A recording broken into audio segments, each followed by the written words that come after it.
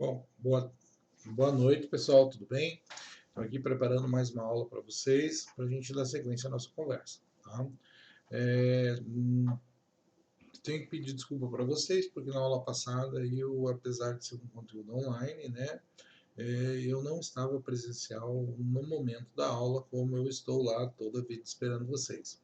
Ocorre que faleceu meu avô, por mais que meu avô já tivesse uma idade avançada, pegou a gente de surpresa e eu avisei a coordenadora, postei material para vocês, mas efetivamente eu não pude estar lá presente e não é isso que a gente imagina, não é assim que a gente acha que as coisas devam acontecer. Mas foi por esse motivo, foi um caso bastante pontual e por isso se deu desta forma. No entanto, nós estamos com a disciplina bastante adiantada, né? Fiz um levantamento hoje ali do primeiro bimestre, nós tivemos 11 aulas com conteúdo, né? Considerando que um bimestre é para ter 8 aulas como uma prova, que seriam 7 mais um, nós estamos com 11 só de aula, mais uma de prova, né? E a gente já tem mais um bimestre aí que não vai ser assim tão pequeno, a gente tem bastante tempo de aula, me parece que as provas vão ser só no começo do mês que vem. Então, nós temos bastante conteúdo, nós temos muita coisa para fazer. De modo que, já deixo acertado com vocês, já esclareço que na aula do mês que vem, estamos falando hoje na aula do dia, da aula da semana que vem, estamos falando hoje da aula do dia 6/4, que é a aula de hoje, para a atividade para a aula da semana seguinte, que seria no dia 6 de junho, eu já aviso os senhores que eu vou pensar em alguma coisa para a gente já colocar uma atividade valendo nota, para que a gente faça em horário de sala de aula, em conjunto, para que a gente já vá utilizando um pouco daqueles 3 pontos que a gente costuma fazer em atividade de sala. Tá, ok? Então já estou avisando os senhores que na semana que vem a gente vai ter atividade em horário de aula via sistema eletrônico, mas valendo nota, vou bolar uma coisa interessante para que a gente possa fazer. Independente disso, pessoal, temos que dar seguimento à nossa matéria, né, ao nosso conteúdo. E o nosso conteúdo, coloco aqui novamente o contato, já faz parte da minha apresentação, já acontece de alguns alunos sempre que precisam entram em contato comigo e fiquem totalmente à vontade, tá? Então, por isso eu reforço esta apresentação para vocês. Mas o nosso objetivo de hoje é falar do que? É falar de provas no processo do trabalho. O que é prova, pessoal? Para que serve? Para que é prova? Então, nós estamos falando de processo de um modo geral, e prova é aquilo que tem a função de demonstrar, de deixar claro os argumentos que a gente tem. Tá? Quando a gente faz o pedido, esse pedido vai ter uma fundamentação. Esta fundamentação é aquilo que a gente chama de causa de pedir, a causa de estar pedindo em juízo alguma coisa. Tá? Essa causa de pedir, ela pode ser de direito ou pode ser de fato. E eu tenho que provar muitas vezes que essa causa de pedir aconteceu. Quando é de direito, eu vou dizer, olha, aconteceu tal coisa, a lei diz isso, eu tenho direito. Então eu vou fazer o pedido. Quando a causa de pedir é jurídica, quando a causa de pedir se fundamenta única e exclusivamente na lei, via de regra eu não preciso fazer prova disso. Tá? Vou precisar quando for um direito local, quando for um direito de um acordo, por exemplo, no direito do trabalho, isso acontece bastante. Quando, pessoal? A empresa fez um acordo com os trabalhadores, tá? Fez um acordo com o sindicato. Esse acordo é entre aquelas partes, aqueles funcionários e a empresa. Então, existe um termo disso, o juiz não é obrigado a saber, o juiz não sabe. Hoje a gente tem um sistema de informática que possibilita que o juiz encontre esse tipo de coisa, mas ele não é obrigado e cabe a quem vai formular o pedido, por ser um direito oriundo de algo que atinente apenas às partes, deve ser provado em juízo. Tá? Agora, quando baseia-se na lei, o juiz conhece a lei, daí a gente não precisa provar. Mas a regra é que quando a questão é jurídica, o juiz conhece o direito. E quando a questão é fática, você tem que demonstrar como que os fatos ocorreram, como que se deram os fatos, para que o juiz entenda a sua argumentação e julgue procedente. Tá? Então, as provas têm esta função clara, pessoal. Né? vamos dizer lá, elas demonstram em juízo os fatos e as evidências daquilo que eu estou falando. Olha, eu sofri um acidente trabalhando lá. O acidente se deu por este motivo, nestas circunstâncias. E eu vou demonstrar, vou provar que esse acidente aconteceu lá. Para que eu faço isso? Para influenciar o juiz, para fazer ele entender que as minhas argumentações são as corretas, tá ok? Então, para isso que eu uso prova. Eu demonstro em juízo todos os fatos e evidências daquilo que eu almejo. Visando o quê? Visando influenciar o julgador. Então, a prova serve para quê? Quem é o destinatário da prova? Sempre é o juiz. É o juiz que tem que formar o seu convencimento. Então, a prova se destina a ele. Para quê? Para convencer ele, tá? E ele precisa disso porque ele tem que tomar uma decisão e tem que justificar por que está fazendo isso.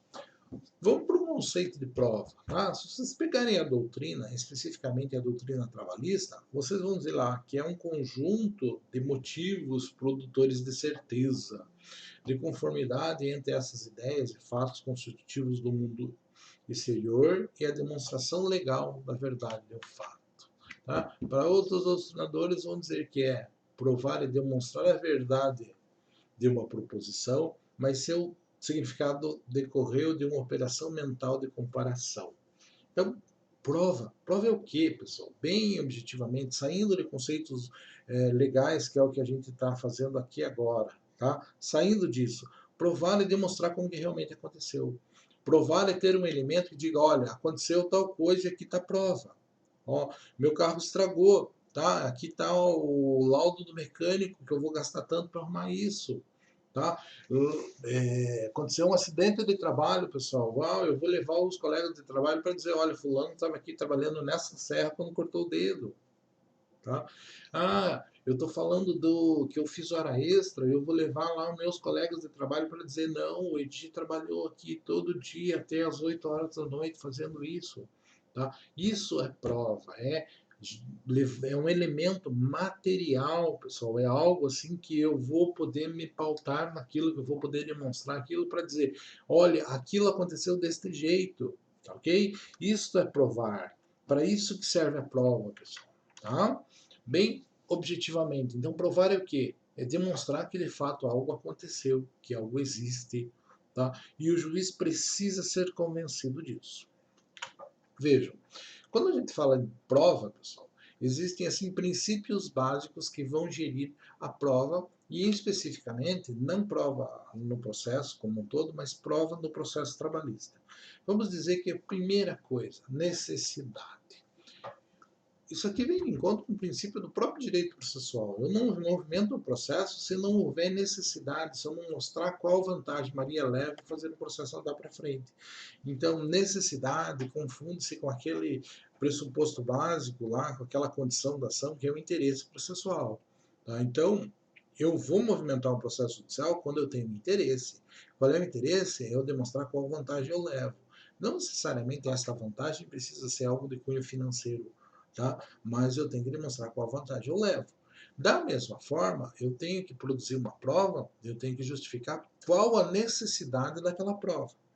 Se os senhores forem acompanhar audiências trabalhistas, pessoal, vai ser muito interessante, é muito bom fazer isso, por quê? Porque vocês verem o advogado formular uma pergunta e o juiz indefiro. Daí por que indefere? Por que não faz a pergunta que o advogado fez ou o juiz não deixa que a testemunha, que a parte responda a pergunta? Porque o juiz entende que não existe necessidade. Dentro do que está sendo discutido, saber aquele negócio que o cara perguntou não vai fazer diferença nenhuma. Então, isso, pessoal, são coisas elementares. Eu tenho que saber exatamente o que eu tenho que provar para fazer a pergunta, para fazer a prova e justificar por que eu quero. Então, eu tenho que mostrar a necessidade.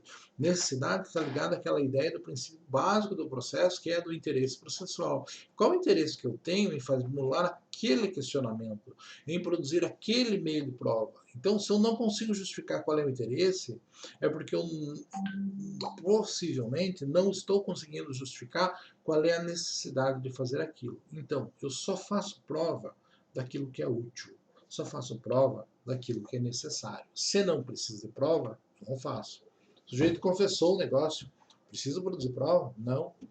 Foi lá ouvir o preposto da empresa, perguntou, o cara trabalhava nesse horário aqui que ele está falando? O preposto da empresa disse sim.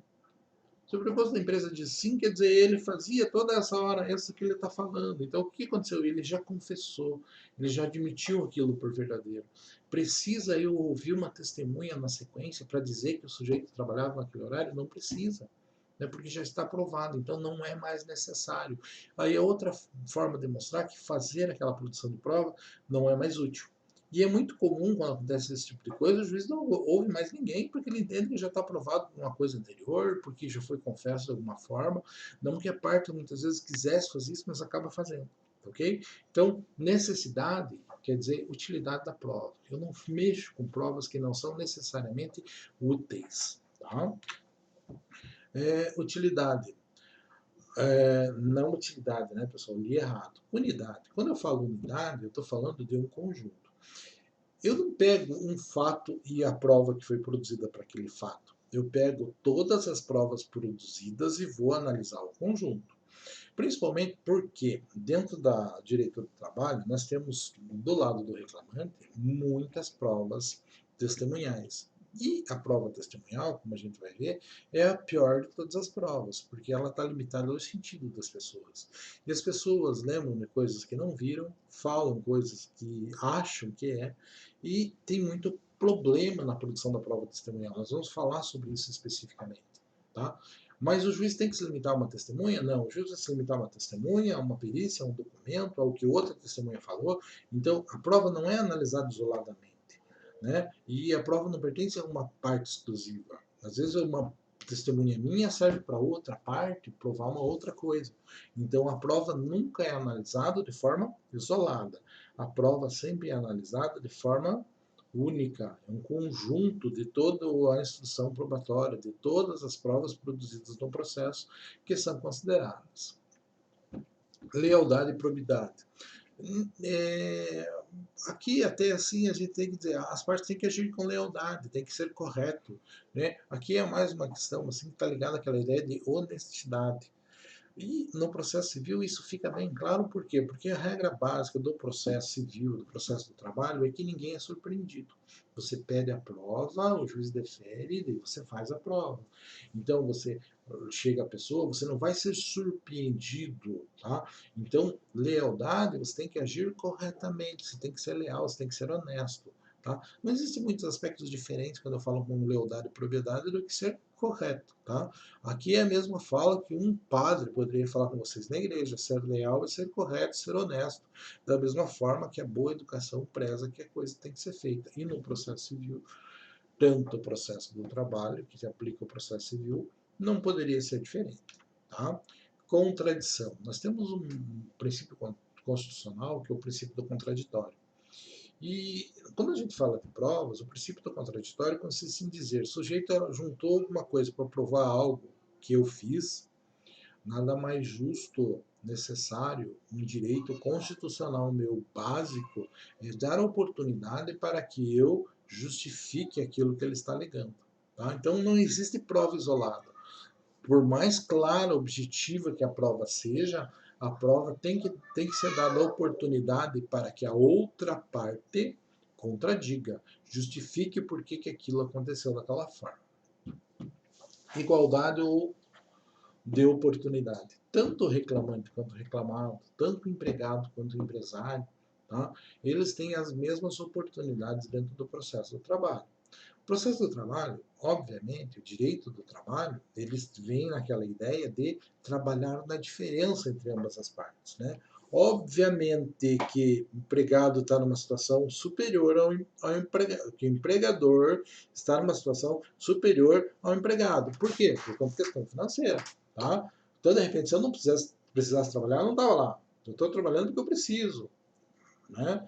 Agora, o empregador, se eu não gostar de mim, ele me dá conta e contrata outro professor. Tá? Coisa tranquila, é assim que funciona, é uma questão muito mais matemática do que qualquer outra situação. Então, obviamente que quem pode dispensar e contratar o outro pelo mesmo valor, às vezes mais barato, tá? Tem uma posição de mais tranquilidade, tem uma posição de controle na relação de trabalho. E essa posição de trabalho, eu trabalho porque preciso. Tem gente que não, né? Trabalho porque quer. Não conheço ninguém, mas diz que existe, tá? Mas eu trabalho porque preciso. Então, quem manda? Quem manda, até por conta da relação, e eu trabalho por necessidade, para suprir a necessidade dele, que pode me tocar a hora que ele quiser, por conta disso, obviamente que a relação de trabalho não é naturalmente equilibrada. O direito do trabalho vem justamente para fazer com que isso torne-se equilibrado novamente. Tá? Então, ele dá um pouco mais de condição para mim do que para o empregador. No entanto, quando a gente vai falar de direito processual, não é justo tratar as partes de forma desigual. Então, todo mundo tem direito de falar no processo da mesma forma. Ampla oportunidade de atuar no processo, ampla oportunidade de argumentar, amplo direito de contraditório e ampla defesa para as duas partes. Então, aquela defesa que nós temos lá no direito do trabalho, e que faz todo sentido no direito do trabalho, quando a gente vem para o processo do trabalho, se você for pegar muito com relação a isso, você vai desequilibrar a relação, você não vai ser justo, tá ok? Então, quando nós falamos de processo do trabalho, e principalmente da prova, nós dizemos ambos têm igual oportunidade de provar suas alegações. Ambos, neste quesito, são iguais perante a lei, ok? Legalidade. Só se admite no processo do trabalho prova legal, prova que é lícita. Tá? Prova que não é lícita não é admitida. Isso aqui é uma conversa que vocês devem ter lá nas aulas de processo civil com o professor Emerson, porque lá a discussão é um pouquinho mais legal, um pouquinho mais abrangente. Mas mesmo no processo civil não é onde mora a grande discussão sobre a legalidade de provas. Eu vou dizer para vocês que a discussão sobre a legalidade de provas em direito processual, ela não é direito do trabalho, ela não está no direito civil, ela está principalmente no direito penal. Tá? Por quê? Porque no direito penal você trabalha com valores maiores. Né? Então existe uma corrente que fala sobre, de uma forma assim que por mais que esteja na nossa Constituição previsto que eu só aceito meios legais de prova, né, eventualmente eu tenho um meio que não é legal de prova, mas que prova de forma muito clara uma situação. Tá? E justifica algo, e daí eu fico entre ser constitucional ou ser justo. Né? Quando nós estamos falando de direito civil, é dinheiro, beleza, não tem problema. Quando nós estamos falando de direito do trabalho, é um dinheiro um pouquinho mais sofrido, né? Porque é aquilo que eu preciso para viver, né, o meu salário. Mas é dinheiro também. Agora, quando a gente está falando de direito penal, muitas vezes é liberdade do sujeito. E quando é a liberdade do sujeito, eu não posso abrir mão. Tá? Então, existe uma corrente no nos nossos tribunais superiores, no STF, principalmente, a questão da constitucionalidade, que deixa bem claro que ele aplica a questão da proporcionalidade entre o direito que está sendo lesado ao utilizar uma prova ilícita e o direito que está sendo analisado. Eu vou justificar uma pena por conta de uma alegação de assassinato, por exemplo, em que o sujeito vai mofar anos na cadeia, e vou deixar de aplicar em favor dele uma prova ilícita, de uma gravação que foi feita ilicitamente, por exemplo? Não. Nesse aspecto, por conta dos valores tutelados no direito penal serem diferentes, tá? Lá existe o princípio, existe a ideia da proporcionalidade. Eu vou proporcionar o que gera mais prejuízo à utilização de uma prova ilícita ou a constitucionalidade de um direito. Como nós estamos no direito do trabalho e no direito civil, e isso é dinheiro, para resolver a questão financeira, vamos continuar constitucionais. Agora, quando nós estamos falando de direito penal, a coisa vai um pouquinho além. Dá para distinguir ainda, pessoal, que existe, por exemplo, a gente, quando fala lá em processo civil, a gente fala de gravação telefônica. Tá? O que é uma gravação telefônica e o que é uma interceptação? Gravação telefônica é quando eu estou participando da conversa junto. Quando eu estou participando da conversa junto, o que eu posso dizer para vocês? Eu tenho total liberdade para gravar isso. Preciso avisar a outra parte? Não, não preciso, eu estou gravando. No meu celular tem um programa que grava todas as conversas que eu tenho. Tá? Porque eventualmente eu preciso disso para alegar alguma coisa, para justificar alguma coisa, para reprovar um aluno, para fazer alguma coisa, eu tenho a prova. Ah, mas você não me avisou que estava gravando. Não precisa, eu estou na conversa. Ok? Então, por que que quando eu ligo num 0800 lá de um saque de atendimento ao consumidor, os caras dizem, ah, essa ligação está sendo gravada? Para ter medo não tá. Não precisava.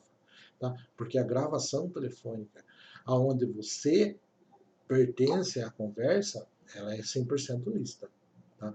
O que é ilícito? A interceptação telefônica. É eu gravar a conversa de outras pessoas. Então isso não é lícito. Tá?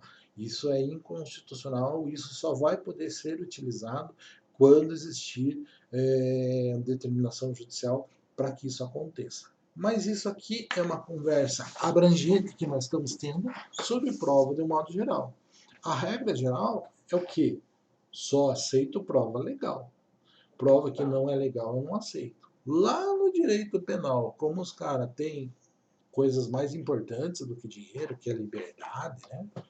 Daí eles usam uma proporcionalidade para dizer que vai ser mais gravoso ofender um pouquinho a Constituição na legalidade da prova ou mandar o cara injustamente para a cadeia. Então, lá você faz isso. Nos outros ramos do direito processual, processo civil e processo do trabalho, isso não é tão utilizado assim. Isso não é utilizado. Ok? Então, legalidade. E mediação. A gente tem um princípio bem interessante, que no direito do trabalho, até pelo direito do trabalho, a parte ter capacidade postulatória, o direito do trabalho é aquela situação onde a parte pode ir sem advogado e fazer sua defesa, fazer seu pedido, tal. Então, por conta disso, a gente tem como princípios da informalidade, da oralidade e da imediação. Ou seja, a prova vai ser produzida na frente do juiz, vai ser falado, vai ser explicado tudo. Tudo, via de regra, em frente do juízo, principalmente os depoimentos, tá? E vai ter uma explicação um pouco maior do que você tem dentro de um processo civil. Então, uma coisa é um pouquinho mais falada do que nos outros ramos do direito por conta dessa característica de eu poder ter pessoas, de eu atribuir capacidade postulatória, capacidade de entrar com o processo sem estar com o advogado que tem o conhecimento técnico, existe necessidade desses princípios um pouco mais claros para a pessoa comum. Então, imediação, a prova vai ser feita na frente do juiz, onde a parte vai estar lá.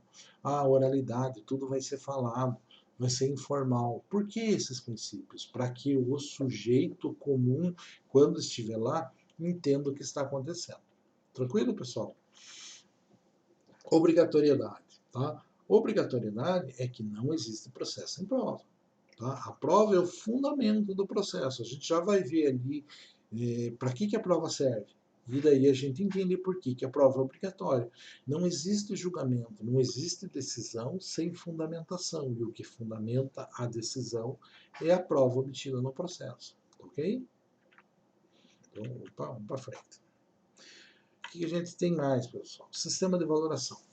Com o sistema de valoração de provas, a gente pode contar uma história um pouco maior para vocês. Eu tenho várias coisas que eu posso mencionar com relação ao sistema de valoração de provas, mas como nós estamos aqui tratando de processo do trabalho, eu posso ser um pouquinho mais objetivo, no sentido de dizer que valoração da prova é como que a pessoa, como que o magistrado vai valorar. O que ele vai dizer que é mais importante com relação às provas? Ah, eu tenho duas provas em conflito, como é que eu vou fazer? Como é que vai ser essa operação mental? Então, no passado, pessoal, existia um sistema que era o sistema da valoração formal. Né?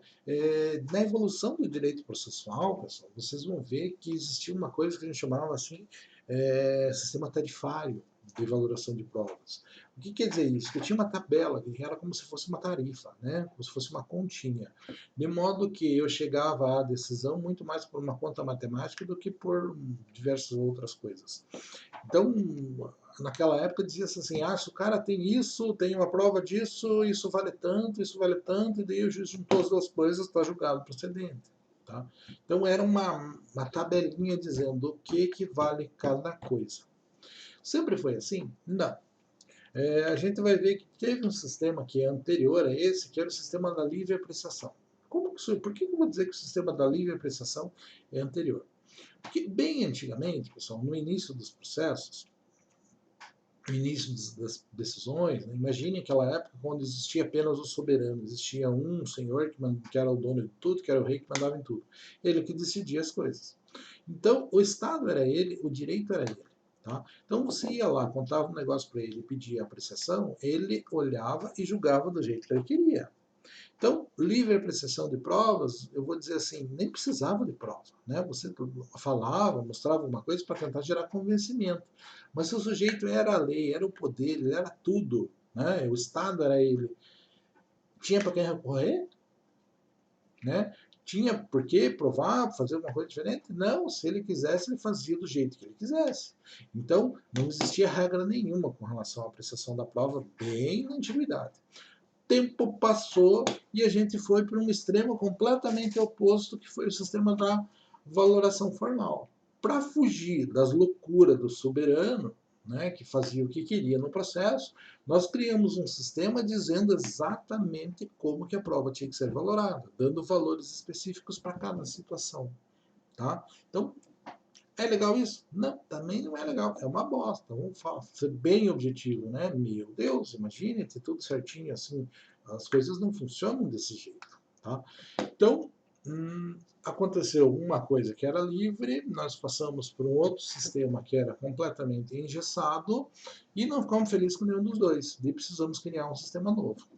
Vejam, por mais que isso aqui tenha acontecido há séculos, há muito tempo, nós ainda temos resquício dentro do nosso ordenamento jurídico e do sistema tarifário, do sistema de valoração formal de provas. Por exemplo, não é o caso do direito do trabalho, mas vocês vão encontrar a instrução normativa em direito administrativo previdenciário lá no INSS, dizendo assim, se o cara juntar um documento rural, eu considero 1 ano de tempo de serviço rural. Para quê? Para o cara se aposentar lá na frente. Puta, mas ele juntou um boletim de escola, velho, isso prova 1 ano? Não prova nada. Juntou uma nota fiscal de venda no próximo. Ah, juntou 2, o boletim e a nota de um provou 2 anos de rural. Tem alguma coisa a ver com a realidade isso? Não tem. Mas existe uma instrução dizendo que para cada documento conta 1 ano. Aonde? Na Previdência Social. Existe um negócio antigo que fala sobre isso. Nem sei se ainda está em vigor. Mas eu advoguei bastante nessa área no começo da minha advocacia e estava em vigor isso. A gente ganhava muita coisa com relação a isso, e uma coisa que não tinha a ver com a realidade. Mas era uma tabelinha, juntou isso, provou 1 ano. Juntou isso, provou 1 ano. Então, é justo? Não é, mas era uma forma de resolver a coisa de uma forma bastante objetiva. Ok? Então, sistema de valoração formal que tomou o lugar do sistema da livre apreciação. Né? Daí, nós chegamos no Código de Processo Civil, que há muito tempo, não é esse de 2015, não é o anterior, né? E nós tínhamos um sistema de provas que a gente vai chamar de sistema da persuasão racional. O que é isso? O que é persuadir? Convencer. O que é uma pessoa persuasiva? Uma pessoa que consegue convencer com as suas razões. É aquele vendedor de livro que vende para todo mundo, que é um chato, que todo mundo aguenta ele é persuasivo. Ele consegue firmar as suas alegações. Tá? Então, a persuasão racional, pessoal, nada mais é do que esta característica de você persuadir, convencer o sujeito. Quando a gente está com um processo judicial, o que a gente quer fazer? A gente quer convencer o magistrado de que nós estamos com a razão. Então, nós queremos persuadir o juiz. Só que nós devemos fazer essa persuasão como? Não como o vendedor de livro que conta um monte de lorota. Nós temos que ser racionais.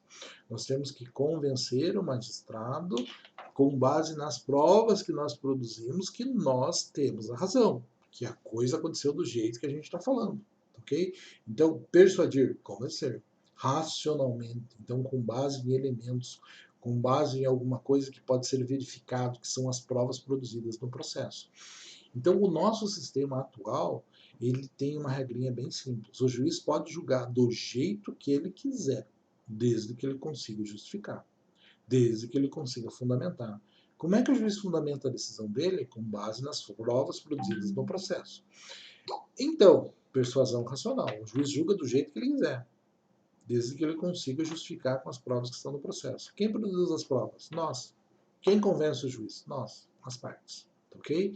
Então, é assim que funciona a valoração de prova hoje. Então, não existe mais sistema de valoração livre. O juiz não é livre para julgar do jeito que ele quer. Existe uma garantia constitucional dizendo que o sujeito deve justificar por que está julgando de determinada forma, assim como não existe uma tabela dizendo o que vale mais e o que vale menos. Ele tem liberdade para isso. No entanto, essa liberdade custa caro. Tá? Essa liberdade dá para ele um ônus. Julgue do jeito que você quiser, desde que você consiga racionalmente meia explicar por que está julgando desse jeito. Quando ele não consegue explicar, eu recorro à decisão dele e digo, ó, está aprovado tal coisa, ele fez errado. E o tribunal muda a decisão dele. Tá ok? Então, é para isso que existe prova, pessoal. A prova existe para quê? Para possibilitar que as decisões sejam fundamentadas, que as decisões sejam revistas, que as decisões sejam, assim, justas, sejam dentro daquilo que as partes esperam, porque as partes conhecem como que os fatos se deram. Tudo bem? Não tem como falar de prova, pessoal, sem falar de ônus da prova. E o que é ônus da prova? O ônus é a quem incumbe, é a obrigação, é o pesar, é o difícil. Né? Então, quando eu tenho um ônus, eu tenho uma obrigação. Então, a quem cabe a obrigação de provar alguma coisa? Quem tem a obrigação de provar algo? A regra geral é simples. O ônus geral incumbe a quem alega. Tá? Então, eu entrei com uma ação de cobrança, quem tem que alegar? Sou eu. Eu tenho que provar que quem tem o ônus de provar que o sujeito me deve sou eu. Por quê? Porque eu vendi, eu levo lá um documento, um contrato, se eu não tenho isso de boca, eu levo testemunhas que veem o sujeito, que sabem da dívida, mas eu entrei com a ação, eu tenho a obrigação de eu provar a existência disso. E tem uma outra continuação dessa regrinha, pessoal, que diz assim, quem alega fato impeditivo, modificativo, extintivo do direito, atrai para si. Imagine que nós estamos ainda na mesma ação de cobrança. Estou entrando com uma ação de cobrança contra uma pessoa. Quem tem que provar? Sou eu. Eu digo assim, olha, João, você me deve R$1.000. Quem tem que mostrar que deve sou eu. O que eu faço? Eu vou lá e junto a ordem de serviço onde ele mandou servir o seu serviço e assinou, e junto o orçamento do certificado entrando com cobrança. Estou provando por quê? Eu estou provando o que foi feito e estou provando que ele autorizou que foi feito. Vem o João na sua defesa, tá? E aí que vocês têm que entender a lógica do ônus da prova. Dependendo do que ele alegar, muda essa obrigação do ônus. Né? Eu estou alegando que ele me deve. Se ele vem na defesa dele e diz assim, viu, não devo, já paguei, o que ele está alegando? Está alegando um fato extintivo do direito, pessoal. Quem alega fato extintivo do direito atrai para si o ônus de provar. Então eu alego, ó, você me deve R$1.000. Ele nem olha no que eu tenho de prova e diz assim, não devo, já paguei. Vai precisar eu provar alguma coisa? Não, porque ele já confessou. Ele disse que devia, mas que ele já pagou. A partir de agora é obrigação dele juntar o recibo provando que me pagou.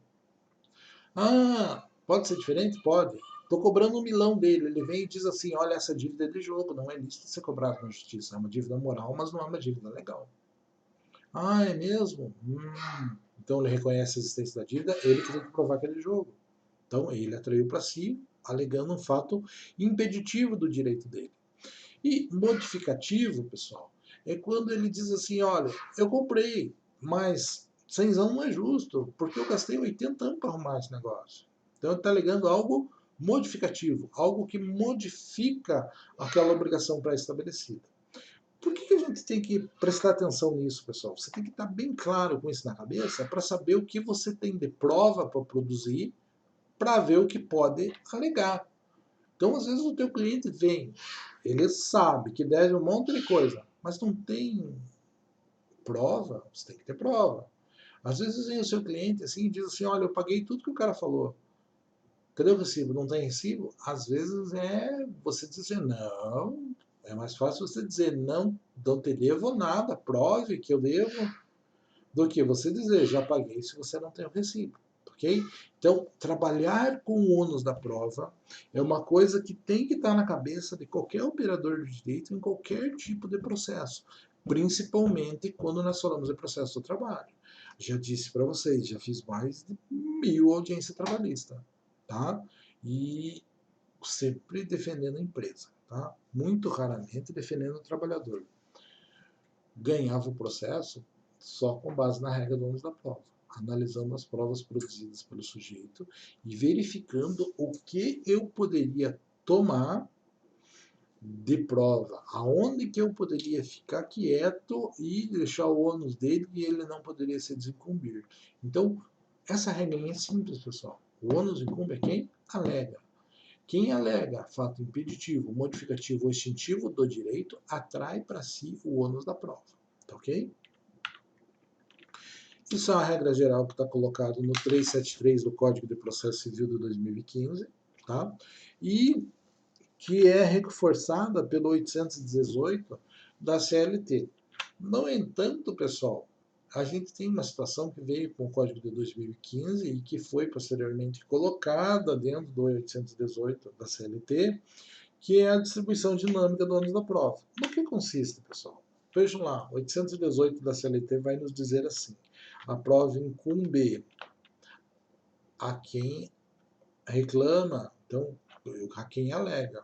Eu tenho que provar o fato constitutivo do meu direito.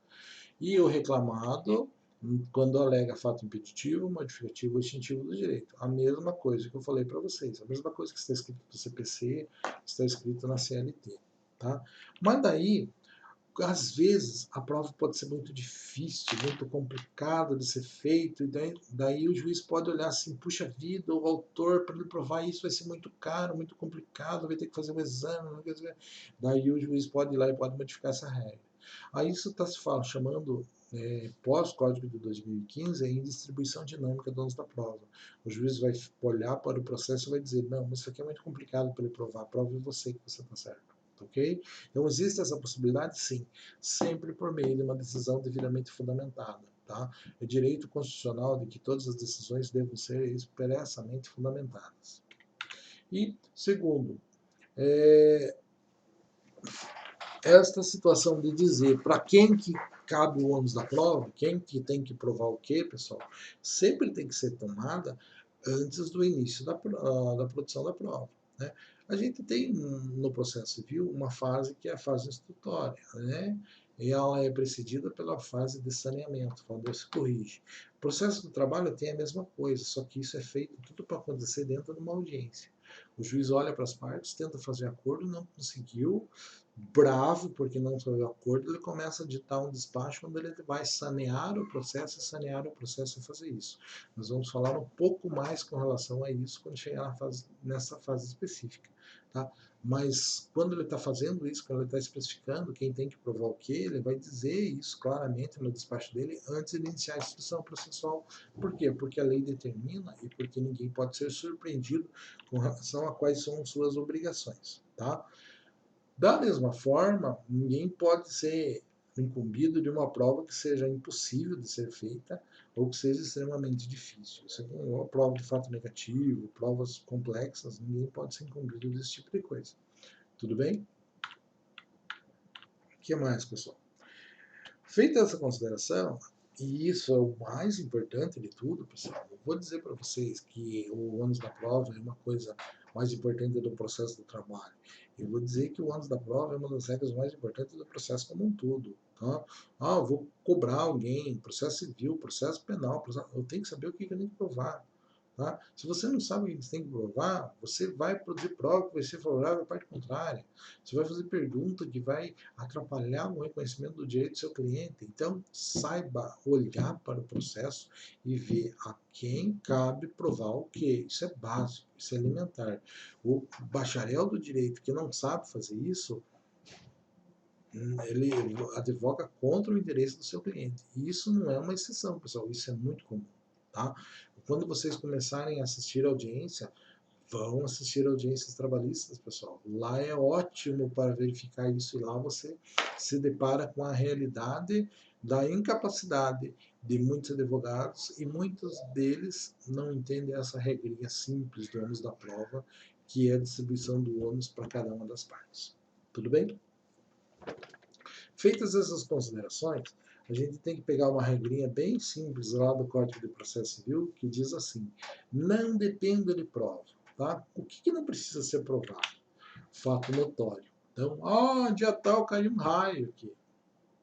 Como é que faz isso? Junta uma matéria de jornal e pronto. né? Ou todo mundo sabe da pandemia que nós estamos passando. Então, é um fato notório, lógico, todo mundo sabe, é notório. A pandemia é um fato notório. Não só no Brasil, no mundo. Tá? Então, atos afirmados por uma parte, confessados por outra. Então, o sujeito diz assim: olha, eu trabalhava das 6 da manhã às 8 horas da noite, todo dia, de segunda a sábado. Daí vem o outro lá e diz assim: realmente. Falou, confessou. Ou então vem o empregador e fala assim: não, trabalhava assim mesmo, na audiência, no seu depoimento pessoal, o que ele está fazendo? Ele confessou. Precisa produzir prova sobre isso? Não precisa. Tá? Se a contestação falou sobre isso, precisa produzir prova? Não precisa. Então, aquilo que é confessado, aquilo que é admitido por uma parte, não precisa ser produzido prova. Daí, quando for incontroverso, então, às vezes, assim, eu confesso quando eu admito algo contra o meu interesse. E o incontroverso, quando ele diz assim, não, realmente, ele trabalhou, mas tá aqui tudo os recibos, eu paguei. O que aconteceu? Ele admitiu, ele está ligando o fato extintivo do direito. Porque realmente, ele trabalhou, ele teve esse direito, mas esse direito já foi observado, porque está aqui, ó, tá todos os recibos de pagamento do que ele está pedindo. Então, é incontroverso o fato daquilo que ele está pedindo. Por exemplo, uma hora extra, gozou as férias. Está ligando dizendo que não gozou as férias. E vem o empregador dizendo, não, ele usou as férias, está aqui o pagamento. Okay? Então, incontroverso é quando eu reconheço por verdadeiro, mas eu tenho uma justificativa. Confessado é quando eu admito e eu não tenho a justificativa. Ok? Presunção legal. Fato cujo qual milita a presunção legal de existência ou de veracidade. Exemplo, pessoal. Vamos pegar um exemplo assim fora do direito do trabalho para vocês ilustrarem. Tem uma regrinha que diz assim: o filho tido na constância do casamento é tido como legítimo. Está na lei isso. O que quer dizer? Se eu sou casado e a minha mulher tem um filho, necessariamente existe uma presunção legal de que o filho é meu. Beleza? Beleza. Pode ser de outro? Lógico que pode. Né? Então, existe uma presunção legal. E quando a gente fala presunção é sempre uma coisa que vai até que seja produzida prova em sentido contrário. Tá? Então, sempre admite prova em sentido contrário. Então, a presunção legal é aquilo que o juiz pode fundamentar a sua decisão com base na presunção legal. Então, não existe prova em sentido contrário, o sujeito já morreu e eu estou discutindo a herança. Não, mas ele foi tido na constância do casamento, eu me entendo que ele é filho. E assim, no direito do trabalho, nós vamos ter várias coisas. Tá? Presume-se que aconteceu desse jeito por conta de uma regra de direito do trabalho, por base de uma regra de segurança do trabalho. Então, nós temos presunções legais. Agora, presunção vai só até a prova em sentido contrário. Imagine o caso do filho. O cara alega que é filho e junta a certidão de nascimento dele. Aquilo é prova? É prova. Porque quando o pai leu o nome dele lá, ele reconheceu. Pode se provar em sentido contrário? Pode. Né? Pode ter, aparecer outra pessoa, fazer um exame de DNA, provar que não é, uma série de coisas. Pessoal, esse exemplo não é um exemplo legal. Por quê? Porque nós estamos falando e pensando no aspecto biológico. Tá? Hoje em dia, discutir paternidade vai muito além do aspecto biológico. Tá? Hoje em dia, a paternidade vem de encontro ao ditado popular que pai é quem cria. Tá? Então, se na hora da audiência a criança olhar para o sujeito e dizer: oi, papai, fodeu, já ele vai ser pai, independente do resultado do exame. Porque o que interessa é o vínculo afetivo, principalmente o vínculo afetivo que está na cabeça da criança. Mas é óbvio que é muito claro de a gente utilizar isso e a gente dizer que a presunção legal pode ser absolutamente falha, porque o filho pode ser de outra pessoa. Mas presunção legal é aquela que vale a menos que você tenha uma prova em sentido contrário. Presunção simples é aquela que não está na lei, é aquilo que é a experiência do povão que diz, né, pessoal? Tem uma lenda que diz que quando está escuro pro lado daquele morro chove. Pode ser realmente verdade isso? Pode, mas pode ser que não. Isso serve para fundamentar uma decisão? Não, não serve. Presunção simples não serve. Ela direciona o entendimento do magistrado. Vamos pegar outra presunção simples, assim que a gente ouve muito, tá? Quem bate na traseira tem culpa. Isso é uma presunção legal? Não. Isso é uma presunção simples, né? Um acidente de trânsito. Normalmente quem bateu atrás é porque não conseguiu parar e é o responsável pelo acidente. Mas existe uma presunção legal? Não. Pode ser que seja diferente e simplesmente porque bateu atrás não é o que fundamenta a decisão. Vai ser fácil o juiz fundamentar, né? Mas não é uma presunção legal, é uma presunção simples. Tem que levar em consideração que, em ambos os casos, sempre admite prova em sentido contrário. Beleza? Então, isso são presunções. Por final, na nossa conversa, pessoal, a gente tem que falar um pouquinho sobre prova emprestada. O que é prova emprestada? Prova emprestada é aquela prova que foi produzida num outro processo e eu impresso e uso em outro. Tá? Foi produzido nesse processo, e tem um colega dele que estava trabalhando e vou produzir em outro. Por uma questão de economia processual, se ele lidar uma série de coisas para gastar menos dinheiro do Estado, é ótimo fazer isso. Mas tem dificuldade na jurisprudência. Por quê? Porque quando eu estou emprestando uma prova, um processo de outra pessoa, lembra daqueles princípios que nós falamos lá da prova, que é da contradição, de participar plenamente, que ela seja produzida em juízo, tudo aqueles princípios ficam meio de lado, né? Porque a prova vai ser usada, mas ela foi produzida em um outro processo que não é o meu. Então, a jurisprudência tem dificuldade em aceitar a prova emprestada, por mais que ela seja rápida, econômica, né, seja bem funcional, e muitas vezes ela é 100% certeira. Né? Então, existe essa dificuldade e existe esse problema na jurisprudência. No entanto, né, os tribunais superiores têm admitido que a prova produzida em um processo seja utilizada em outro, quando o serviço prestado seja contemporâneo, mesmo, quando os dois trabalharam junto, quando houve toda aquela situação, a doutrina, a jurisprudência dominante tem aceitado a prova emprestada, mesmo que a gente entenda que ela fira esses princípios basilares da produção da prova de um modo geral. Para vocês entenderem, eu fiz um processo uma vez de um pessoal que saiu um edital lá para abandono de emprego. Daí saiu, eram 100 funcionários. Né? Daí a gente alegou, fez toda a explicação e tinha lá 20, 30 processos exatamente iguais, com base no mesmo edital. Né? Nos dois primeiros eu fiz uma baita de uma instrução probatória, né? Um testemunho, explicando o que aconteceu, fazendo, juntando um monte de coisa. Nos outros, o juiz não queria ouvir exatamente a mesma coisa. Imagina, 100 pessoas, né? Eu tive por baixo ali uns 50 processos. O que o juiz fez? O juiz, não tem acordo? Ele pegava a instrução, pegava a ata da audiência da outro processo e juntava nesse processo atual, emprestava a prova e julgava com base nisso. Isso é perfeito? Não é perfeito por conta de ofensas àqueles princípios da produção da prova que nós falamos há pouco. Mas funciona, pessoal, porque nós sabemos assim que, por mais que exista isso, na prática era exatamente a mesma coisa. Tranquilo, pessoal? Basicamente, né, o que eu tenho para dizer para vocês é isso. Eu peço que vocês acompanhem.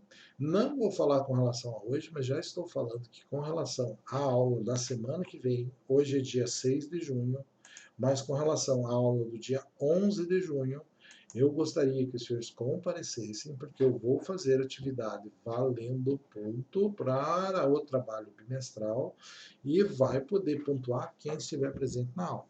Tudo bem, pessoal? Tranquilo? Então, por hoje é isso, né? Passo novamente aqui o meu contato para vocês e fico à disposição para tudo que vocês quiserem. Até logo, um abraço.